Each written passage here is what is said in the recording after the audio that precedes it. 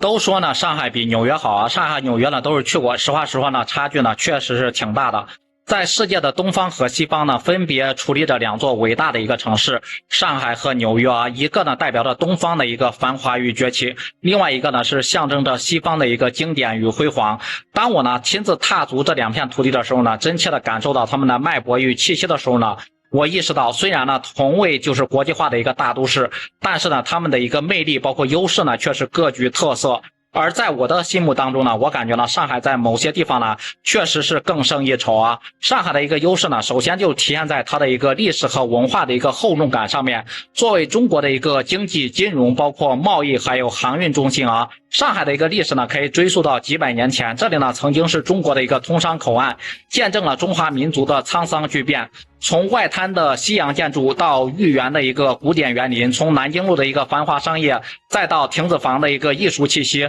上海的一个历史文化呢，在每一寸土地上面都留下了深刻的一个烙印。而纽约呢，虽然也有着丰富的一个历史和文化，但是相比之下呢，它更多的是代表着西方的一个现代与自由啊。在上海这边呢，你可以感受到传统与现代的一个交融，东方呢与西方的一个对话，这种独特的一个文化体验呢，是纽约这边呢无法替代的。上海的一个优势呢，还在于它的一个创新与活力啊。作为中国的经济中心啊，上海的始终站在时代的前沿，引领着国家的经济发展方向。从浦东的开放到自贸区的一个设立啊，上海的创新精神与开放的态度呢，真的是令人瞩目。在这里呢，你可以看到无数的创新企业，包括那种初创公司的蓬勃发展，无数的创意与想法呢，在这里是碰撞、融合、诞生啊。而纽约呢，虽然也是创新的一个摇篮，但是最近这几年呢，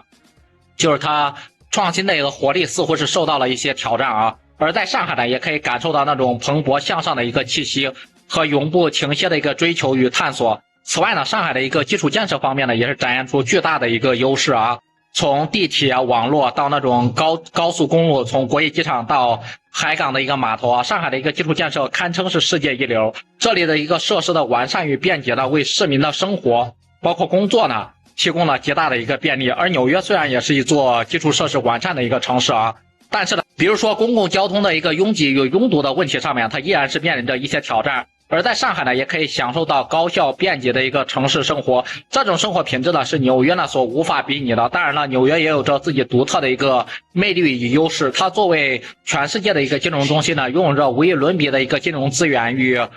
理想力啊。它的百老汇与时代广场展现出西方文化的一个魅力与活力，它的自由女神像与帝国大厦呢，象征着美国的一个自由和梦想。但是在我的心中呢，上海在某些方面确实呢是更胜一筹。上海和纽约呢两座伟大的城市，他们真的是各有千秋，各有魅力。作为一位曾经踏足过这两座城市的一个旅行者，深深的被他们的魅力和优势呢所折服。在未来的一个日子里，我也期待着能够再次踏足这两座城市，感受他们新的一个变化与魅力。不知道对此大家都是怎么看的？对于上海、纽约这两座城市，大家更喜欢哪一座呢？也欢迎在评论区里面留言讨论。